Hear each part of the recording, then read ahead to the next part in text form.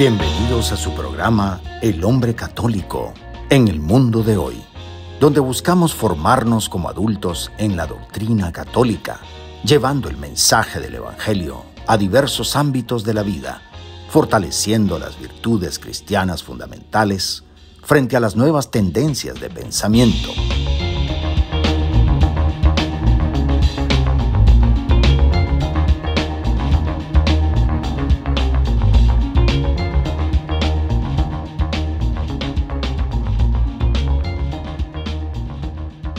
Bienvenidos a este espacio de fe y esperanza de la 91.9 FM de Radio María en español, donde exploramos cómo vivir la doctrina católica en nuestro diario vivir.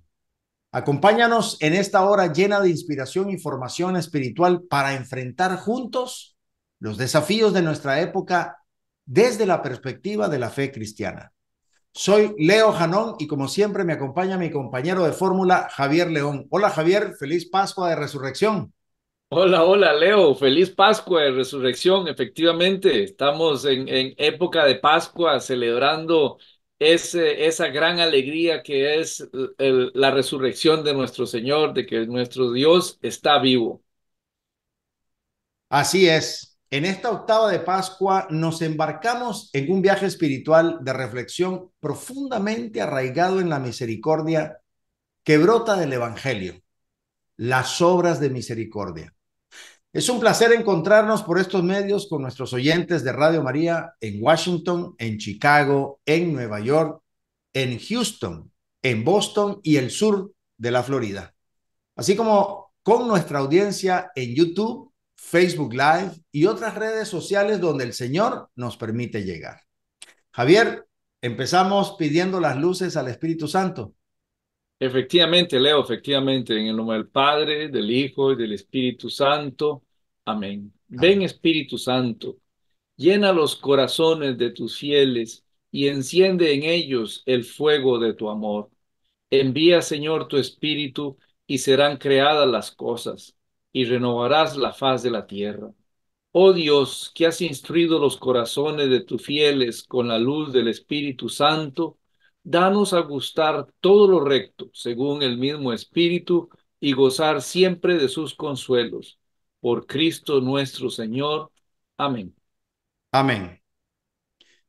Bien, en esta ocasión nos encontramos en un momento profundamente significativo de nuestro calendario litúrgico, la octava de Pascua. Estamos celebrando la resurrección de nuestro Señor, un tiempo donde la gloria de la vida nueva en Cristo resplandece sobre nosotros, invitándonos a responder a los susurros de nuestro corazón como verdaderos hombres cristianos.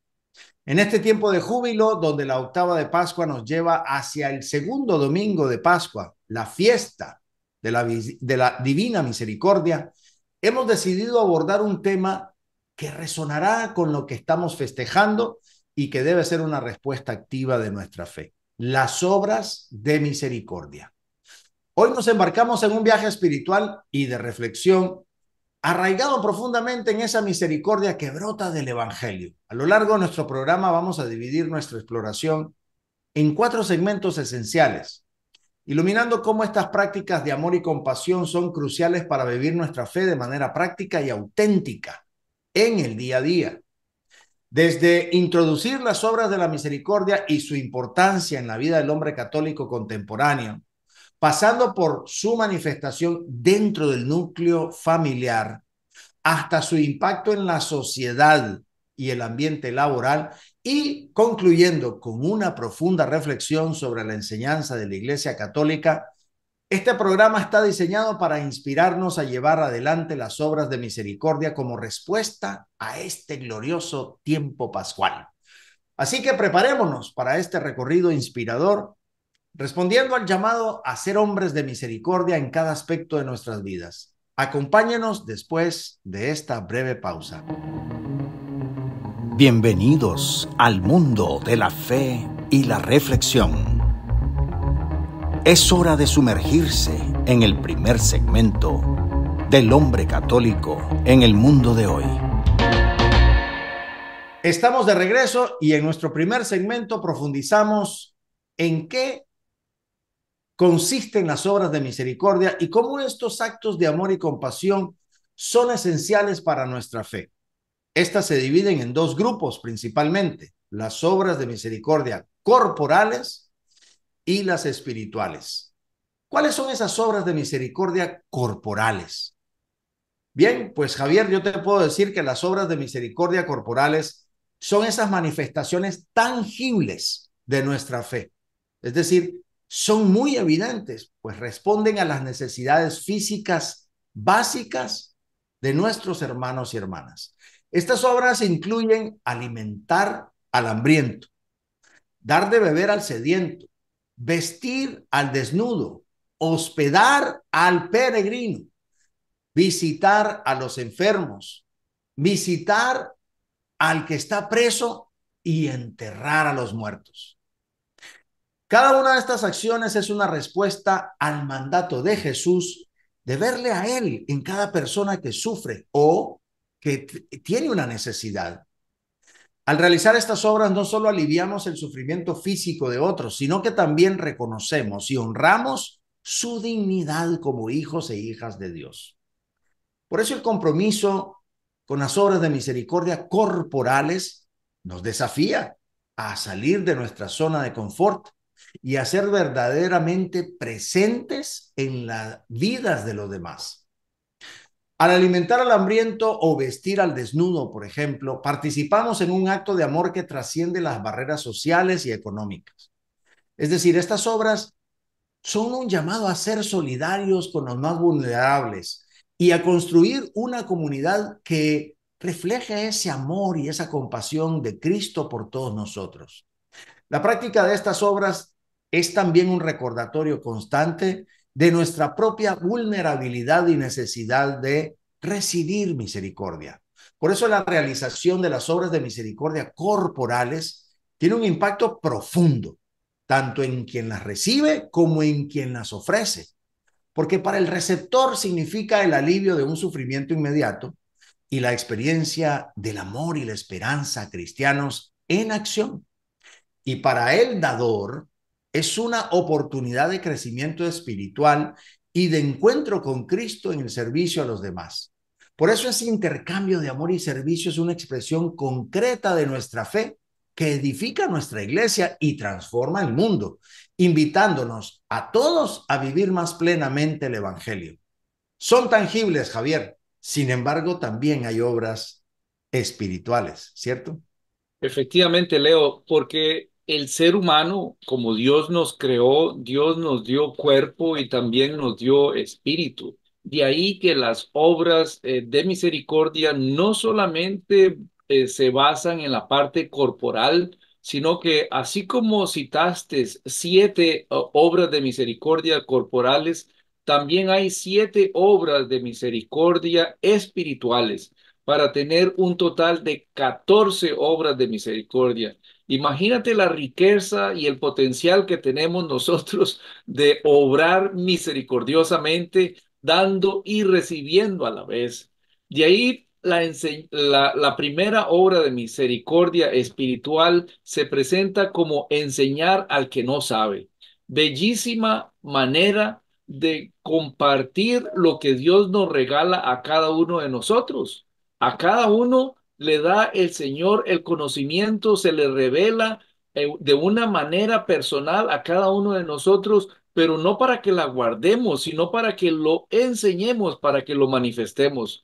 Cada uno de nosotros está en ese deber de enseñar, dar buen consejo al que lo necesita.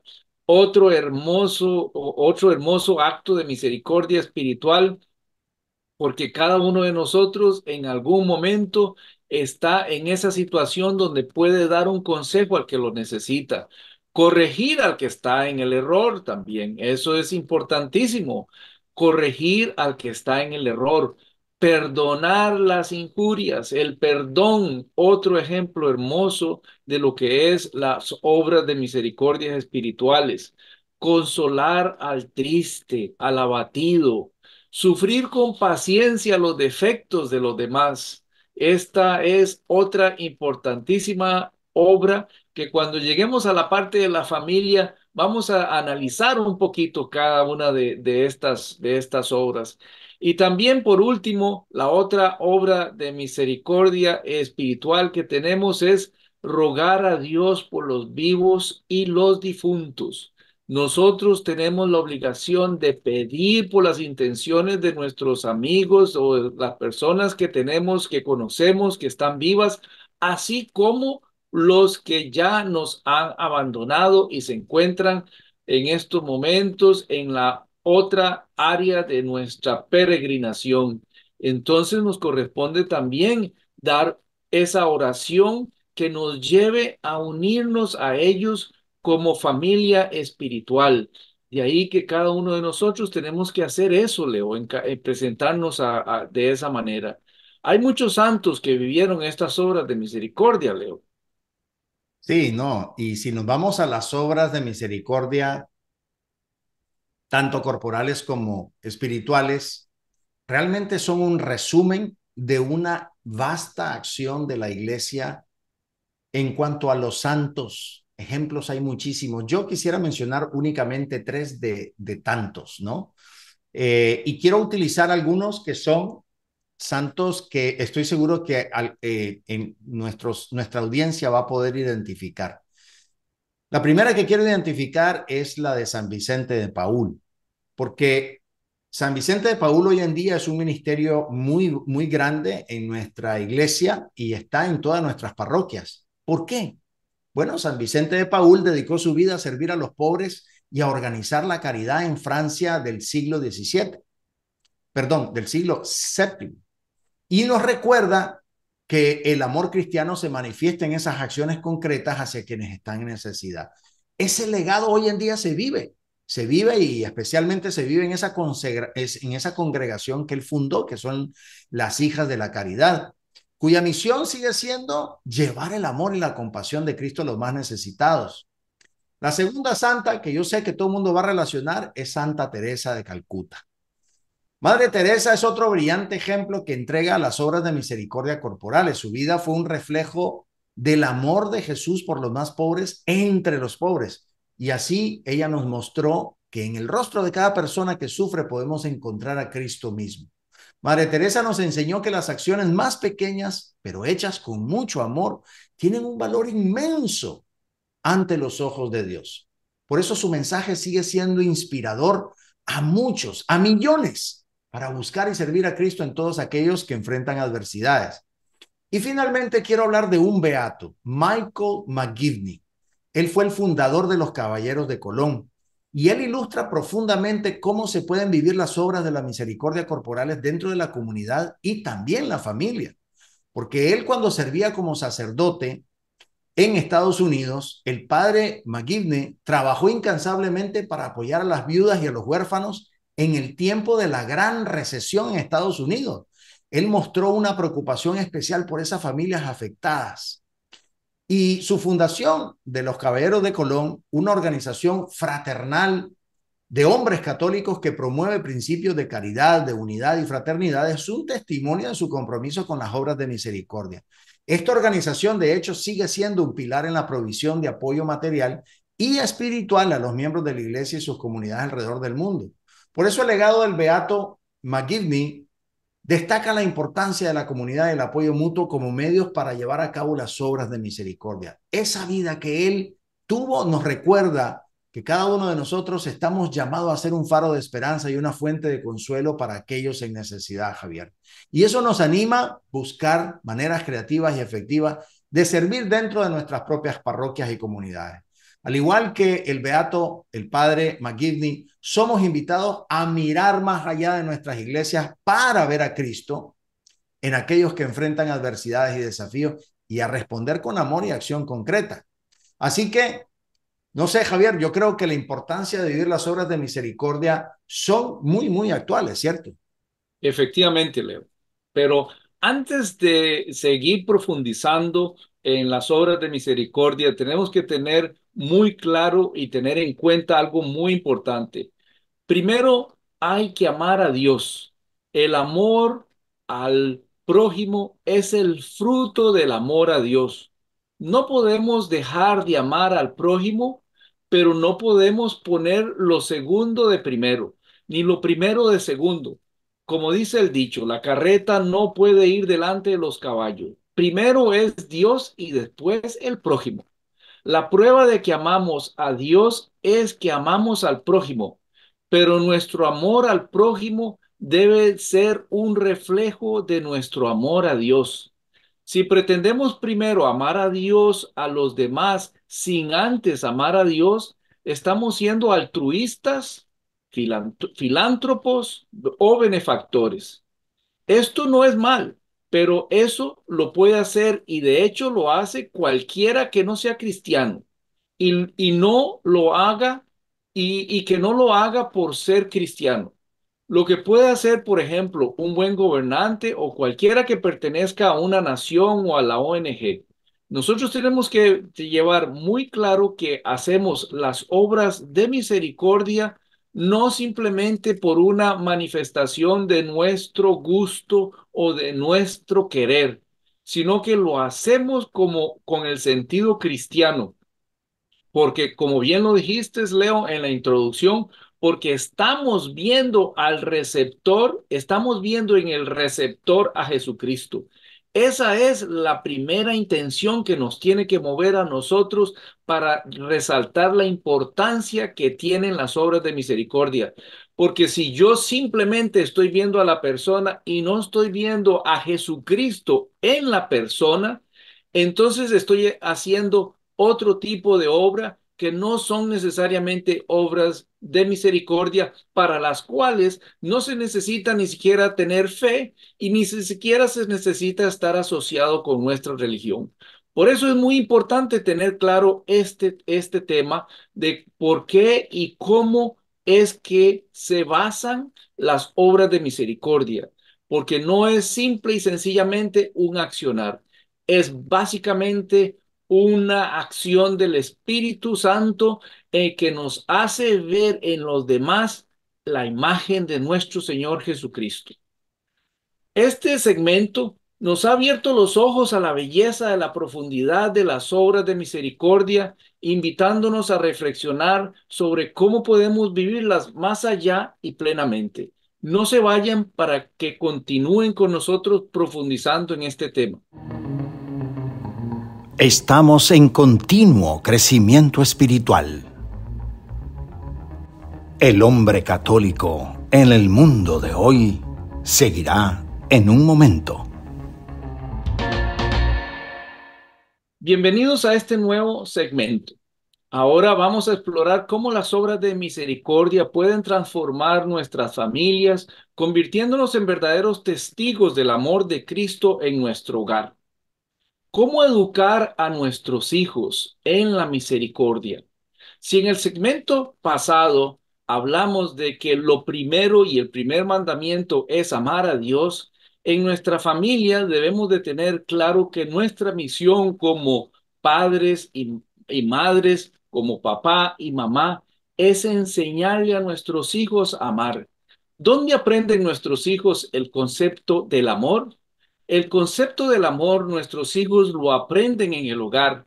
Si nosotros no somos capaces de pasar el concepto de amor, nosotros no vamos a ser capaces de poder llegar a este otro nivel que es ver el amor de Dios reflejado en nosotros y en los demás. No vamos a poder entender lo que significan las obras de misericordia. Por eso es que es importantísimo que nosotros en nuestra familia enseñemos a nuestros hijos lo que es el amor, no como un sentimiento tal como lo es, que puede ser hasta pasajero, sino que es un sentimiento que va más allá porque es inspirado por Dios, porque nosotros somos el reflejo de ese amor de Dios, así como Dios nos ama a nosotros y nos ama primero, nosotros debemos responder con ese amor y la manera de responder con amor se empieza a visualizar en las obras de misericordia. El resultado de la ayuda que se brinde puede aparentar ser el mismo. Se resuelve un problema personal o social, pero no es igual para nuestra alma. Tampoco es igual para quien recibe la ayuda. Bien lo dijiste también, Leo, al empezar en el segmento número 1, El amar al prójimo es de Dios, viene desde Dios.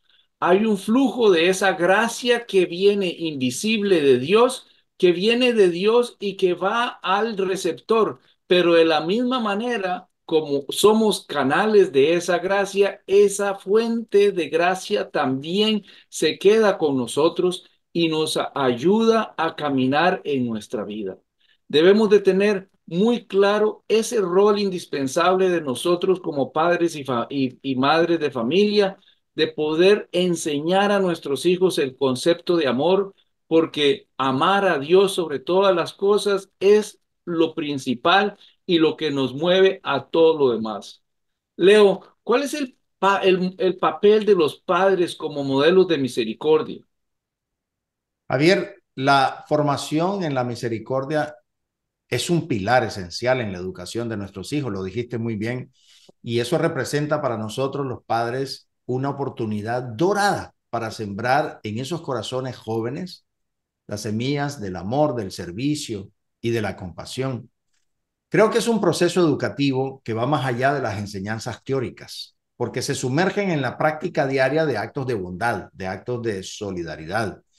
Al incorporar la misericordia en la rutina familiar, como por ejemplo compartir las tareas del hogar o ayudar a un vecino en dificultades, pues los padres nosotros mostramos con el ejemplo que la misericordia es una forma de vida, realmente forma parte de nuestras vidas.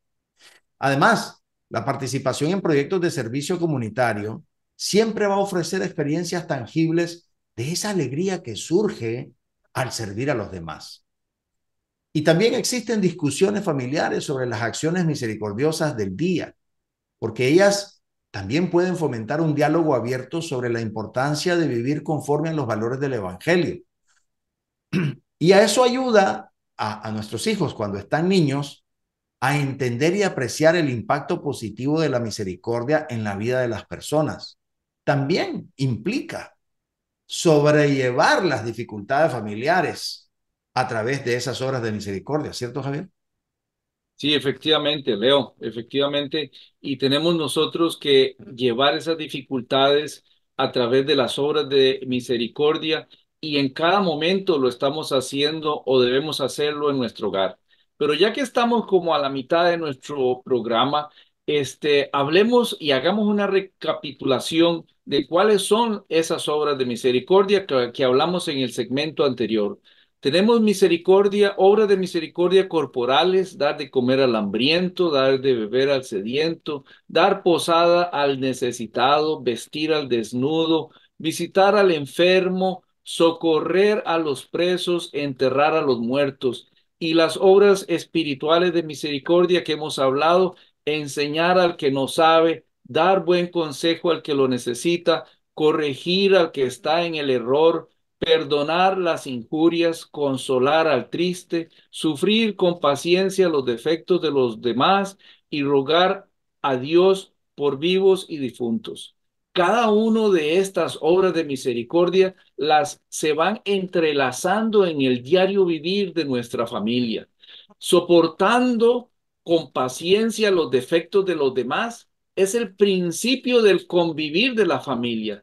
Así es como empieza precisamente el matrimonio, precisamente. El matrimonio, a través del catalizador del amor, empiezan a unirse dos personas completamente diferentes que empiezan de una manera inspirada por el amor a sufrir con paciencia los defectos de los demás, a convivir, a perdonar las injurias, a corregir el error entre esposos y esposas, a empezar a dar de comer al hambriento, a empezar a vestir al desnudo. Todas esas obras de misericordia se van reflejando en cada uno de los pasos de lo que es una familia cuando se traen los niños a la vida. Cada uno de esos pasos que el ser humano empieza a hacer con su hijo, con su criatura, con ese regalo de Dios, automáticamente empiezan a practicarse las obras de misericordia de forma directa con el que Dios, con ese regalo que Dios nos da, que son los hijos. Con ellos empezamos a practicar para después tener la manera de cómo llevarlo más allá de lo que es nuestro hogar y empezar a llevarlo a los que están más alrededor. Si definimos la palabra prójimo como el que está más cercano, pues los más cercanos siempre van a ser y empiezan siendo nuestra familia.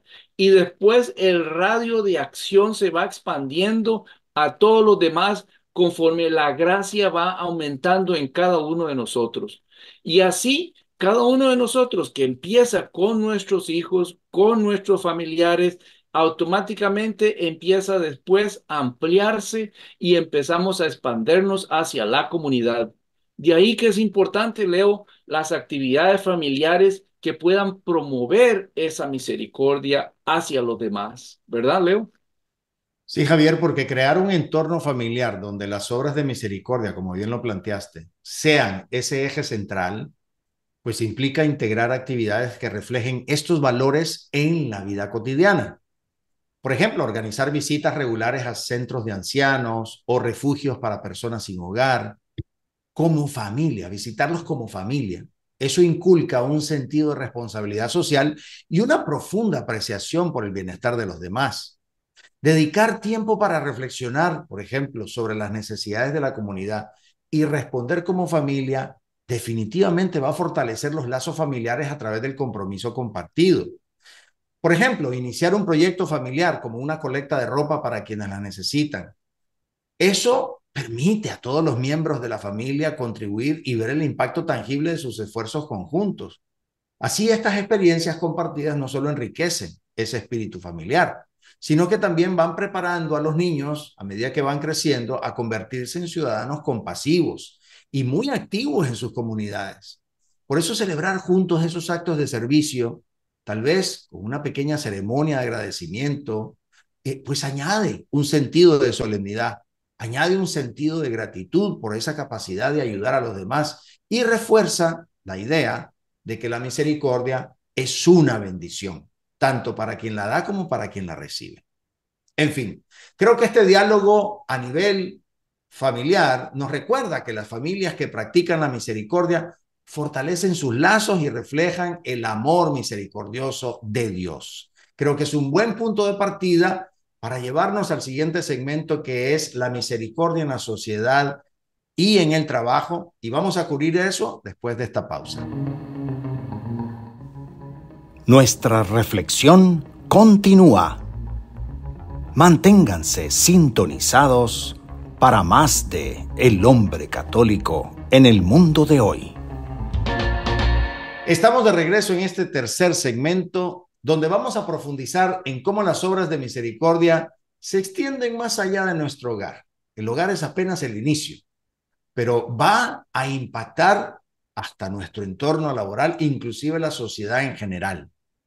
La misericordia como fundamento de la ética laboral es un buen inicio dentro de lo que es nuestro involucramiento social, porque la integración de la misericordia en la ética laboral no solo enriquece el ámbito de trabajo, sino que también promueve una cultura de respeto, de comprensión, de apoyo mutuo. En el corazón de una ética laboral fundada en la misericordia, ahí yace el reconocimiento de la dignidad intrínseca de cada empleado, de cada colega, de cada compañero de trabajo. Y los vemos no solo como medios para alcanzar fines corporativos o fines de negocios, sino también como personas, seres humanos, con sus propias historias, con sus propias luchas, con sus propias frustraciones y también con sus propias aspiraciones. Así que este enfoque humaniza el lugar de trabajo y fomenta un entorno donde la empatía y la compasión van guiando las interacciones y las decisiones de negocios. Por ejemplo, un líder misericordioso va a buscar siempre cómo comprender y atender las necesidades de sus colaboradores, de sus reportes directos, de sus colegas, y ofrece esa flexibilidad cuando se enfrentan desafíos personales. Existe esa empatía, lo cual a su vez va cultivando un sentido de lealtad y de compromiso de parte de esos empleados. Es decir, se van implementando prácticas como mentorías, programas de bienestar y oportunidades de servicio comunitario que van siendo un reflejo tangible de esa misericordia en acción, de una manera laical, de una manera secular, y va demostrando que el éxito empresarial y el bienestar de los empleados son objetivos complementarios y no son contradictorios. Y eso va generando de una u otra manera el promover esa justicia social, ¿cierto, Javier? Efectivamente, Leo, es importantísimo esa parte, pero no nos cansaremos de insistir para que quede bien claro este concepto, que el ejercicio de las obras de misericordia, como lo hemos dicho ya, comunica gracia a quien lo ejerce. Veamos cómo nos beneficia a nosotros el hacer obras de misericordia desde este punto de vista de justicia social. Quien ejerce el amor al prójimo desde el amor a Dios recibe gracia, pues con las obras de misericordia está haciendo la voluntad de Dios. Den y se les dará, dice el Evangelio en Lucas 6, versículo 38. Decíamos que una manera de ir borrando la pena purificante que merecen todos nuestros pecados ya perdonados se llama purgatorio. Es mediante estas buenas obras de misericordia donde nosotros vamos reduciendo ese tiempo de purgatorio que nos tenemos merecidos. Obras buenas son, por supuesto, las obras de misericordia, como bien lo dice el Evangelio también. Bienaventurados los misericordiosos, pues ellos alcanzarán misericordia. Mateo 5, versículo 7. Es una de las bienaventuranzas. El ejemplo más claro de cómo funciona el amor desde el punto de vista social a través de las obras de misericordia, me voy a atrever a citar el amor de la Santísima Virgen María, citando el ejemplo de la visita a su prima Santa Isabel. La Virgen María fue portadora de Dios, pues llevaba a Dios recién encarnado en el seno. Ese es el primer ejemplo que nosotros debemos de seguir cuando hacemos una obra de misericordia. Debemos de tener claro que estamos llevando a Dios. Y Santa Isabel lo supo de inmediato, pues San Juan Bautista, que estaba en el vientre de Isabel, lo hizo saber con grandes saltos de alegría. Ver Lucas, Evangelio de Lucas, capítulo 1, 39 al 44. Así debe ser nuestro amor a los demás cuando llevamos obras de misericordia, porque tenemos de llevar muy claro en nuestra mente que lo que estamos llevando a Dios, que habita en nosotros, aunque el auxiliado o el que lo reciba no lo exprese de la igual manera que lo expresó San Juan Bautista o la misma Santa Isabel con la misma alegría que lo manifestaron.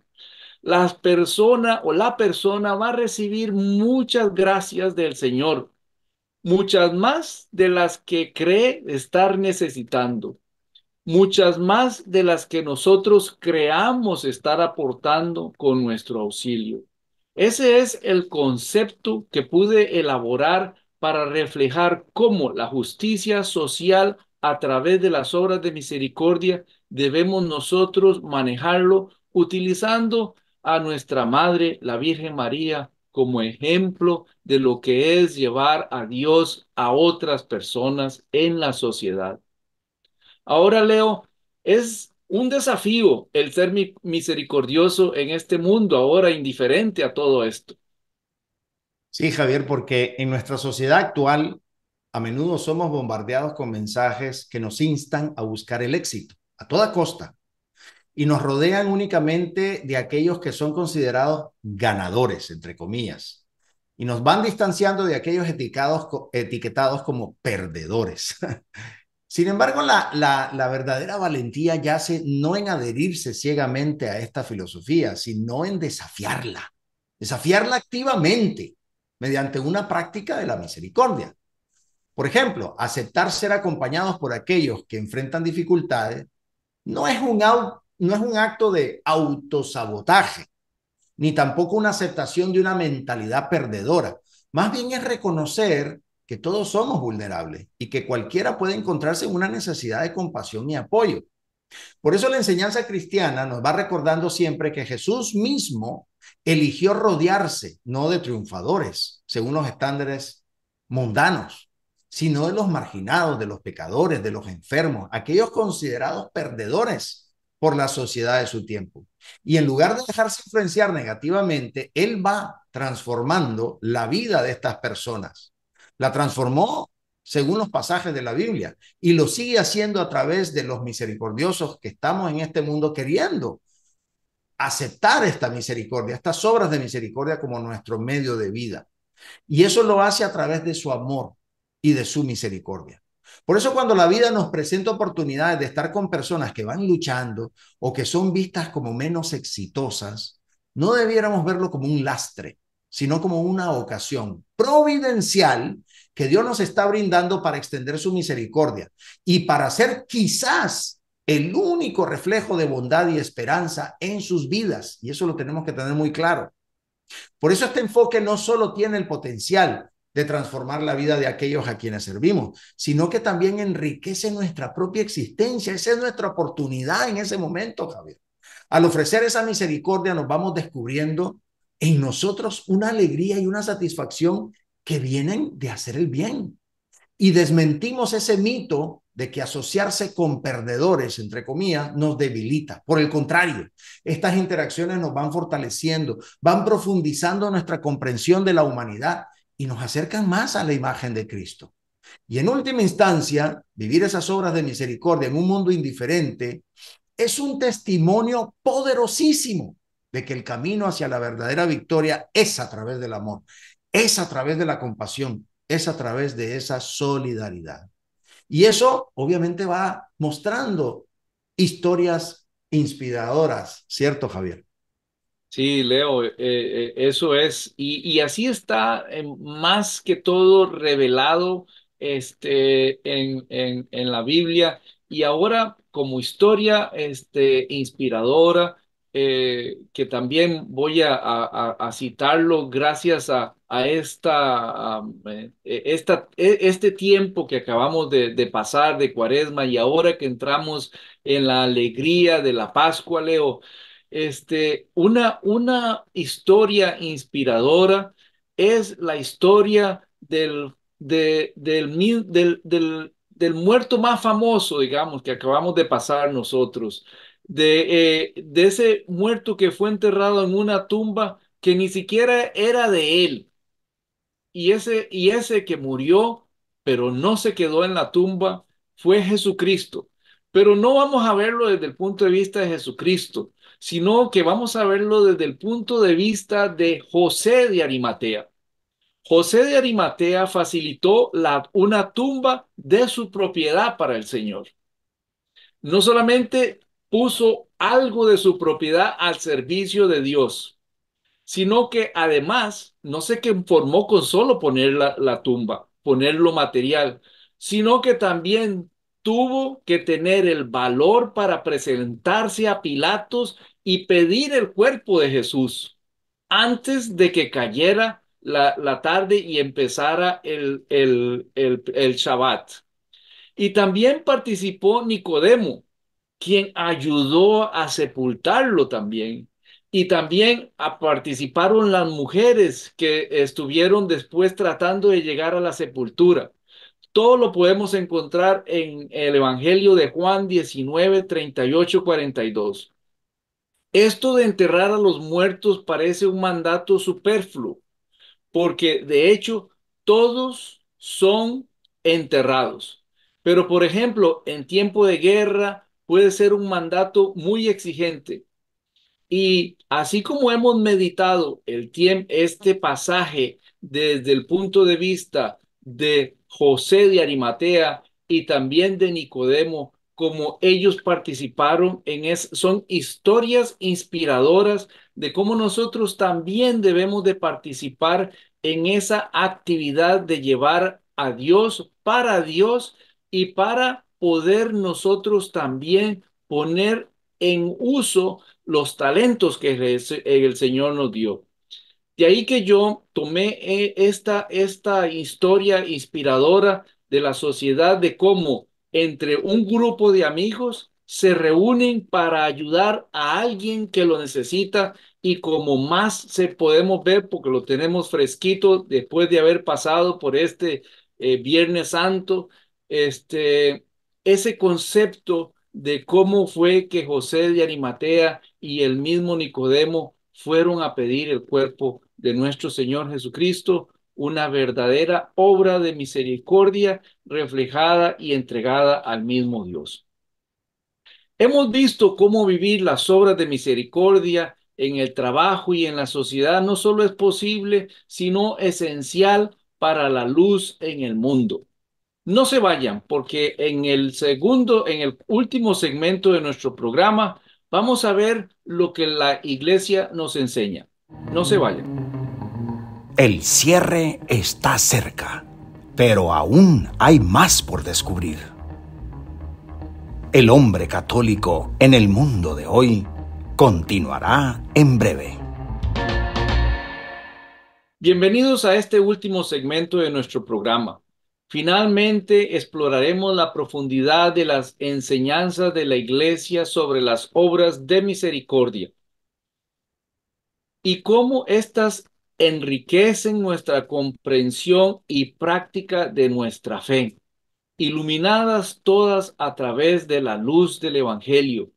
Recuerden que los fundamentos de nuestra fe están basados en la palabra de Dios.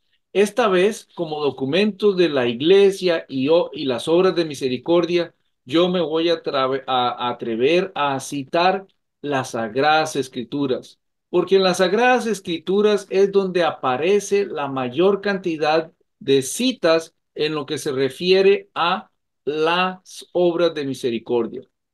Por ejemplo, el dar de comer al hambriento y dar de beber al sediento en la parábola de los talentos de Mateo 25 al 14 al 30. A quien se le da mucho, se le exigirá mucho, nos dice en el Evangelio en Lucas 12, 48. Todos los que dan a Dios, todos dan a Dios de lo que les sobra. Ella dio todo lo que tenía para vivir. Es en Lucas 21, 1, 4. A mejor historia de la Biblia es la de la samaritana. La mejor historia de la Biblia es la samaritana a quien el Señor le pide de beber, que lo vemos en Juan capítulo 4 del 1 al 45. El dar posada al necesitado. No dejen de practicar la hospitalidad, dice, pues algunos dieron alojamiento a ángeles sin saberlo. Eso dice Pedro en la carta a los Hebreos, capítulo 13, versículo 2. Y luego el más reconocido de visitar al enfermo y al desvalido en la parábola del buen samaritano que curó al herido y al no poder continuar ocupándose directamente, confió los cuidados que necesitaba a otro a quien le ofreció pagarle. Eso lo vemos en Lucas, en el Evangelio de San Lucas 10 del 30 al 37. Y así nosotros también podemos empezar a citar algunas de las famosas obras de misericordia, como las obras de diferentes papas que han escrito de cómo debe estar reflejada en las acciones de nosotros, y no solamente individual, sino a manera social. Hay varias obras importantes como la de Juan 23, sobre la parte del trabajo y cómo el trabajo también tiene que verse sobre la remuneración correcta. Estas son muchas de las obras que la iglesia nos ha presentado a través de cómo nosotros podemos hacer y ejercer las obras de misericordia. Leo, recientemente el Papa Francisco ha llamado a la iglesia a ser misericordiosa, ¿verdad? Sí, Javier, de hecho el Papa Francisco desde el inicio de su pontificado se le detectó de una manera muy bajo perfil, muy sin hacer mucho alarde de nada, el hecho de que él salía en las noches a ayudar a los indigentes en las afueras de Roma. Y bueno, Él ha enfatizado la misericordia como piedra angular de la vida cristiana y como el corazón de la misión de la iglesia. Y en cuanto a documentos, la exhortación apostólica Evangelii Gaudium es impresionante. Invito a nuestros oyentes a leerla, a meditarla, porque junto con ese jubileo, esa instauración del jubileo extraordinario que él hizo del año de la misericordia, esta exhortación, son claros ejemplos de ese deseo que tiene nuestro querido Papa Francisco de ver una iglesia que no solo hable de misericordia, sino que la practique activamente. El Santo Padre nos llama a ser una iglesia que sale al encuentro, como lo dice él, que se acerca a los heridos, a los marginados. Una iglesia que comprende la misericordia no como una palabra abstracta, sino como una acción concreta hacia aquellos en necesidad. Esta visión del Papa implica una apertura de corazón que va más allá de los límites convencionales, porque nos invita a ver a cada persona como un hermano o hermana a quien de nosotros debemos servir, Javier. Y eso, pues, también es hermoso en la iglesia ver cómo está también reflejado en nuestra acción, en nuestra liturgia, ¿cierto?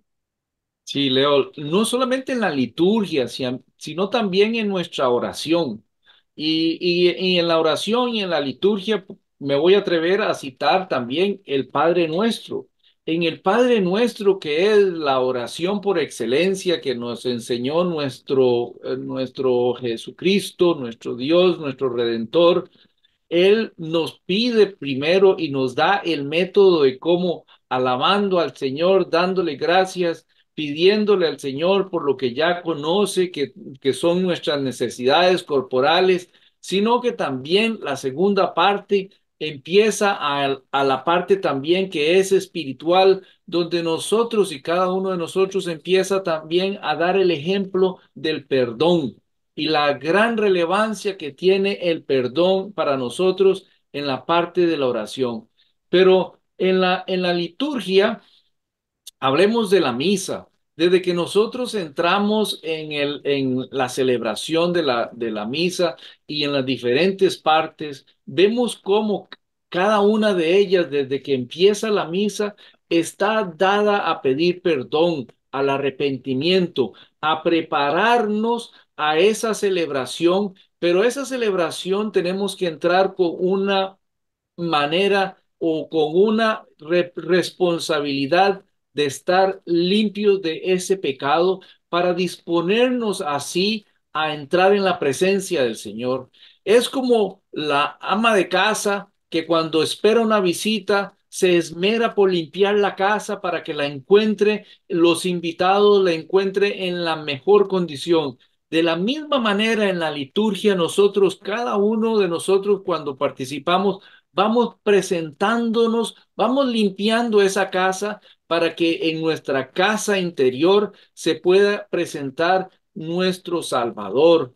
Y de ahí que en las obras de misericordia empezamos nosotros a hacer las oraciones de pidiendo perdón, de reconocer nuestros pecados, de no solamente pedir perdón por las obras de acción, sino también incluimos las obras de omisión porque definitivamente nosotros, uno de los mayores pecados es no reconocer lo que omitimos hacer, porque todos estamos obligados a poner ese interés de la misma manera, pero de algunas veces omitimos, ya sea consciente o inconscientemente. De ahí que nuestro perdón al inicio en la liturgia está basado en esa obra para que nos lleve a cada uno de nosotros a estar en mejor presentación ante la presencia de nuestro Señor. Nosotros tenemos que llevar muy claro que en las obras de misericordia no solamente es la que nosotros damos, sino también la que recibimos. Y precisamente en la liturgia nosotros vamos a recibir, pero cuando nos congregamos, también empezamos a dar el ejemplo, a alabar al Señor con lo que tenemos y a enfocarnos también a nosotros, a abrirnos a esa gracia para que esa gracia actúe en cada uno de nosotros. Ahora leo cómo las parroquias y las comunidades pueden ser esos centros de misericordia, no solamente en la actividad principal del católico como es la celebración de la misa, sino en otros ámbitos. Sí, Javier, fíjate que las parroquias y las comunidades católicas tienen ejemplos impresionantes, pero aún así que tienen tantos ejemplos, es todavía aún así mayor el potencial. Es enorme el potencial para hacer oasis de misericordia en medio de un mundo que frecuentemente, pues como lo hemos ya hablado, es indiferente al sufrimiento ajeno, cada vez más indiferente. Y esto se manifiesta no solo en organizar eventos específicos de servicio y caridad que tanto hemos visto en las parroquias, sino también en integrar la misericordia en cada aspecto de la vida comunitaria de estas parroquias. Desde la formación en la fe, que enfatiza la compasión y el servicio, hasta la creación de grupos y ministerios dedicados a atender diversas necesidades dentro y fuera de la comunidad parroquial. La clave está, Javier, en crear una cultura de misericordia que vaya animando a todos nosotros, a todos los feligreses, a buscar y responder a esas necesidades de los demás de manera creativa y efectiva. Muchas veces las necesidades, por una falta de visión misericordiosa, ni siquiera se ven estando enfrente de la gente. Es impresionante, pero a veces puede estar enfrente de nosotros y por una falta de visión misericordiosa no la vemos. Además, también el colaborar con organizaciones locales, pues las parroquias también pueden ampliar ese alcance y esa efectividad, convirtiéndose así en verdaderos centros de transformación social que van reflejando ese amor y la misericordia de Cristo en el mundo.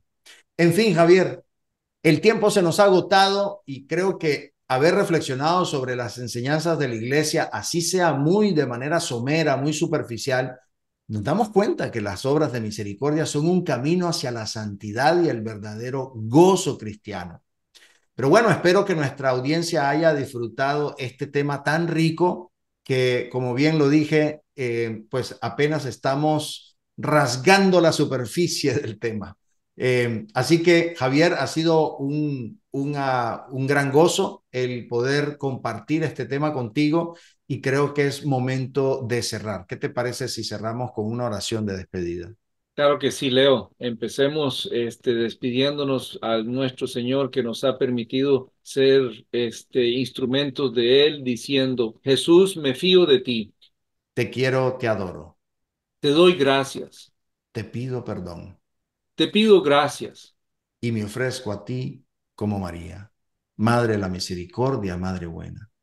Tú que trajiste al Salvador al mundo, eres Madre y Reina de este suelo como lo eres de nosotros en el cielo. Bendice con tu amor este programa a todos sus oyentes y que puedan reflejar en ellos las obras de misericordia. Y también a los que desdeñan tu amor y no te aman. Madre, Madre Santa, danos la paz y danos el amor. Danos al Padre, al Hijo y al Espíritu. Danos con tu gracia la gracia de ser santos, la gracia de ser buenos. Amén, amén, amén. Y nos damos la bendición en el nombre del Padre y del Hijo y del Espíritu Santo. Amén. Bien, gracias por acompañarnos, esperando que esta hora de fe y reflexión haya sido enriquecedora para sus vidas. Nos encontramos la próxima semana con más inspiración para vivir como auténticos discípulos de Cristo. Hasta entonces. Estuvo con ustedes el hombre católico en el mundo de hoy.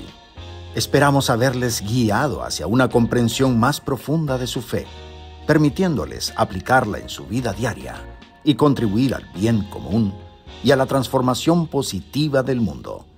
Los esperamos, con el favor de Dios, en nuestro próximo programa.